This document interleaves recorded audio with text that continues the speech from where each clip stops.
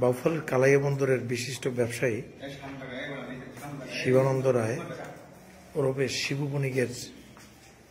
শিবু বণিককে অপহরণের পর 1 কোটি টাকা মুক্তিপণ আদায়ে যেসব দুর্বৃত্তরা জড়িত ছিলেন তাদের ভিতরে অন্যতম ছিলেন এই 3 জন। প্রধান পরিকল্পনাকারী কে ছিল, নাম জানো কি? আব্দুল্লাহ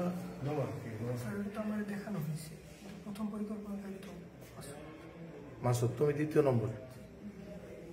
আচ্ছা আচ্ছা। পুলিশের আপ্রাণ চেষ্টার কারণে 9 ডাকাত দলের সদস্যদের ভিতরে 8 জনকেই তারা ইতিমধ্যে গ্রেপ্তার করতে সক্ষম হয়েছে আর অখ্যাত অবস্থায় উদ্ধার করেছেন শিবু বণিককে। ধন্যবাদ পুলিশ প্রশাসনকে।